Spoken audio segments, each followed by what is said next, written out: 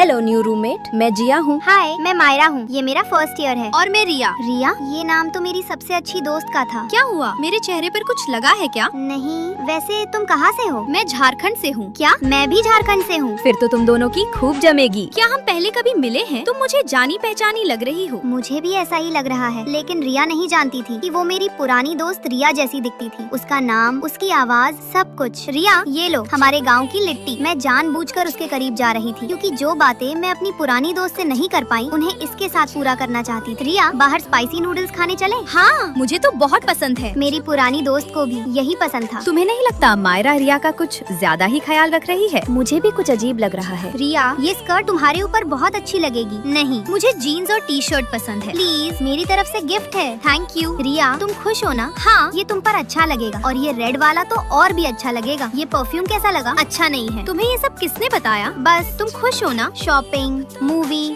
घूमना, ये सब वो चीजें थी जो मेरी पुरानी दोस्त मेरे साथ करना चाहती थी, और मैं रिया में उसे ढूंढ रही थी। रिया, नई भोजपुरी फिल्म आई है, चलो देखने चलते हैं। नहीं, मुझे भोजपुरी फिल्में पसंद नहीं है। क्या? लेकिन तुम्हें तो पसंद थी। मायरा, मुझे हॉस्टल जाना है। मुझे अच्छा नहीं लग रहा। मैं कितनी बेवकूफ थी। वो रिया नहीं थी, और कभी मेरी पुरानी रिया बन भी नहीं सकती थी। मायरा, मेरा एग्जाम अच्छा नहीं गया। अब मुझ में दोबारा कोशिश करने की हिम्मत नहीं है। कोई बात नहीं, मैं तुम्हारा इंतजार करूंगी, फिर हम साथ कॉलेज जाएंगे।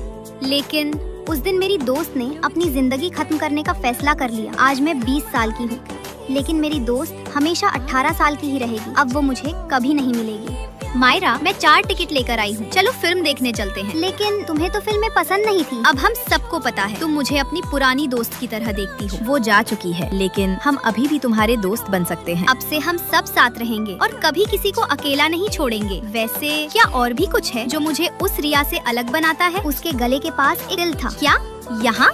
रिया, अब तुम मुझे छोड़कर कभी मत जाना। इन दोनों की दोस्ती को किसी की नजर न लगे। मायरा, चलो बाहर नूडल्स खाने चलते हैं। मुझे नहीं जाना, तुम अकेली चली जाओ। क्या हुआ यार? कुछ दिनों से बहुत बदली बदली सी लग रही हो। रिया, ये मेरी पर्सनल बोतल है, इससे मत पी। मेरी बोतल टूट गई, और वैसे भी हम दोनों चड्डी बड्डी दोस्त हैं। एक ही बोतल से पानी पी सकते हैं। पता नहीं क्यों, पर अब मैं उसकी इन छोटी छोटी हरकतों से चिढ़ने लगी हूँ। मायरा, तुम्हारे और रिया के बीच सब ठीक है ना? पहले तो तुम दोनों बेस्ट फ्रेंड थे, अब क्या हुआ? शायद हमारी दोस्ती में दरार आने लगी थी। क्लास का टाइम हो रहा है, चलो खाना पैक करवा लेते हैं। तुम नूडल्स ले लो, मैं फ्राइड राइस ले लेती हूँ। भैया, एक नूडल्स पैक कर दीजिए। धत तेरे की, फिर से चम्मच रखना भूल गए। कोई बात नहीं, चलो वापस जाकर ले आते हैं। घटिया लोग। इन 2 कौड़ी के दुकानदारों की वजह से टाइम खराब होता है। ये लोग खुद भी यहीं सड़ेंगे और अपने बच्चों को भी यही सिखाएंगे। रिया कहती थी कि वो मेरे सामने अपनी असली पर्सनालिटी दिखाती है। वो मुझसे कुछ नहीं छुपाती, लेकिन उसकी जुबान से दूसरों के लिए निकलने वाला जहर मुझसे बर्दाश्त नहीं होता था। यार, मैंने 10 जगह रिज्यूमे भेजे, कहीं से जवाब नहीं आया। सिर्फ मुस्कान का इंटरव्यू कॉल आया है। एक काम करो, उस कंपनी के HR को मुस्कान के खिलाफ शिकायत कर दो। उसका इंटरव्यू कैंसिल हो जाएगा और नौकरी तुम्हें मिल जाएगी। क्या? नहीं, मैं ऐसा कभी नहीं करूँगी। बुद्धू, मैं तुम्हारा भला ही सोच रही हूँ। अगर तुम उसे अपने रास्ते से नहीं हटाओगी तो तुम्हें नौकरी भी नहीं मिलेगी। मुझे यकीन नहीं हो रहा था, जिसे मैं अपनी सबसे अच्छी दोस्त मानती थी, उसकी सोच इतनी जहरीली हो सकती है। मायरा, ये देखो, मैं सिर्फ तुम्हारे लिए लाई हूँ, बाकी लड़कियों को मत बताना। ये सिर्फ मेरी बेस्ट फ्रेंड के लिए है। यही मेरी सबसे बड़ी परेशानी थी। उसका प्यार और केयर मुझे अच्छा लगता था, लेकिन उसकी सोच मुझे अंदर से तोड़ रही थी। रिया, मैं मॉल जा रही हूँ, तुम चलोगी? नहीं यार, मेरा एक पार्सल लेती आना। अकेले बोर हो जाऊंगी,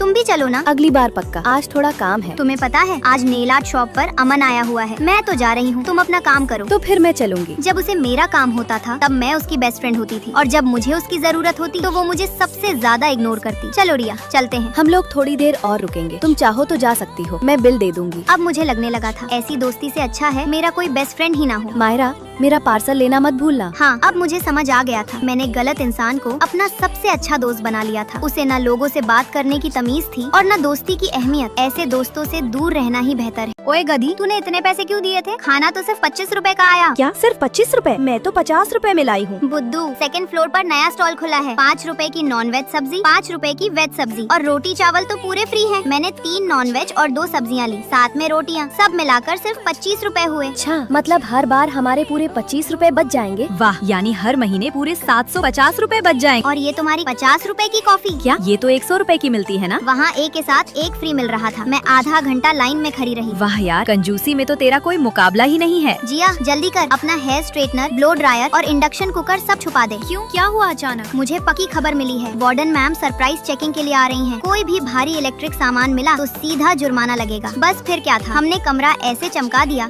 जैसे वहाँ कभी कोई रहा ही ना हो। कमरा तो एकदम चमक रहा है। अरे नहीं, वो हेयर ड्रायर। प्लीज आंटी रुक जाइए। मैं तभी आंटी मुझे बहुत जोर से पेट में दर्द दे रहा है। अरे ये तो सीरियस लग रहा है, मैं तुम्हें दवा देती हूँ। देखा मेरा कमाल, मायरा तो सच में बेस्ट रूममेट है। छी यार, इन कपड़ों से कितनी बदबू आ रही है। परफ्यूम लगाना होगा। सिर्फ परफ्यूम से ये बदबू नहीं जाएगी, मैं इसमें कपूर रख देती हूँ। अब 1 महीने तक कोई बदबू नहीं आएगी। आज वो पुराना सिंक कैसे ठीक हो गया? किसने किया? और कौन करेगा? हमारी ऑलराउंडर रूममेट। उसने खुद प्लम्बर को बुलाकर हॉस्टल के सारे नल, बिजली की दिक्कतें और सफाई का कोना कोना अकेले खड़े होकर ठीक करवाया है, ताकि हम लोगों को कोई परेशानी ना हो। देखो मैं सब के लिए दीवार वाले हुक, ब्रश, ऑल आउट और बाथरूम क्लीनर लेकर आई हूँ। थैंक यू भगवान जी, जो आपने हमें इतनी अच्छी रूममेट दी। हट मोटी साली। क्या हुआ? तुम दोनों आपस में क्यों लड़ रही हो? मैंने अपने नए कपड़े बाहर सुखाने डाले थे और रिया ने उन पर अपने मोजे डाल दिए। तो ये बात है, अब मुझे नहीं रहना तुम लोगों के साथ। रिया, तुमने जिया के कपड़ों पर अपने मोजे क्यों डाले? वो नए मोजे थे, मैंने उन्हें पहना तक नहीं था। सॉरी यार, मैंने गलत समझ लिया। अगर कोई प्रॉब्लम हो तो हम आमने सामने बैठकर उसे सॉल्व करेंगे। मैं तो सोच रही थी अब हमारा ग्रुप टूटने वाला है। जब तक मैं इस कमरे में हूँ हम लोगों को कोई सपने में भी अलग नहीं कर सकता। हाँ, हमारी बड़ी माँ। अब हमारे बचपन की दोस्ती में आग लगाने वाली उस कुत्ते को मैं नहीं छोड़ूंगी। मुझे हमारे हॉस्टल का सबसे हैंडसम लड़का पसंद है। तो कौन है वो? पहले तुम बताओ,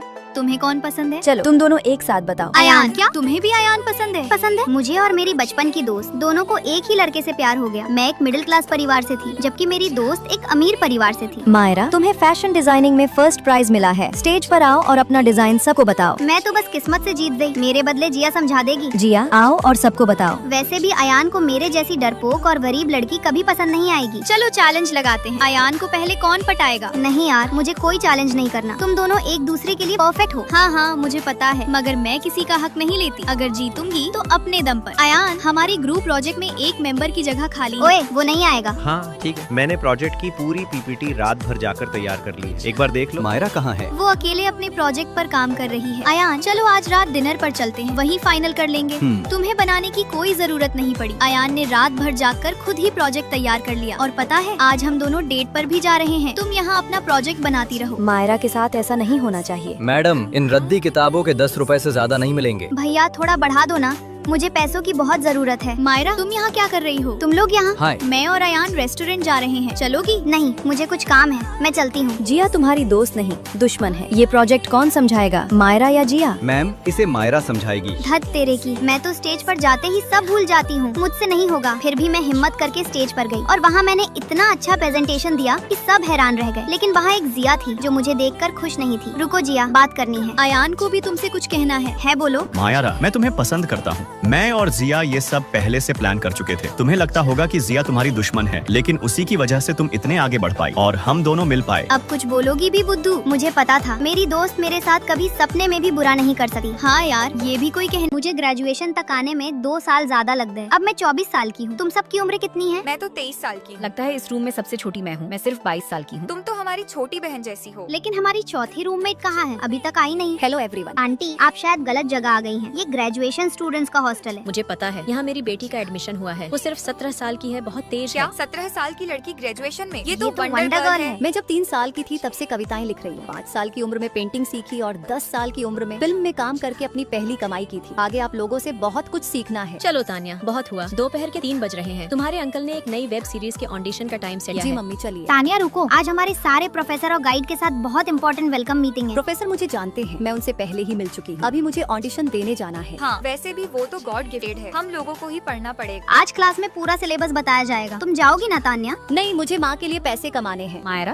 तुम उसके बारे में ज्यादा मत सोचो, वो तो 2 दिन पढ़कर भी टॉप कर लेगी। तानिया हर समय सिर्फ अपनी माँ के लिए पैसे कमाती रहती है। सेमेस्टर के एग्जाम में भी वो नहीं आई। वो तो एग्जाम देना चाहती थी, लेकिन उसकी माँ ने प्रोफेसर से बात कर ली थी। आओ आओ दोस्तों। तानिया, ये फाइनल एग्जाम के सारे नोट्स हैं। अगली बार एग्जाम देना। तुम लोग मेरी बेटी को क्या सिखा रहे हो? इसकी चिंता मत करो। आंटी, हम चलते हैं। क्या मैं जिंदगी भर ऐसे ही डर कर जीती रहूंगी?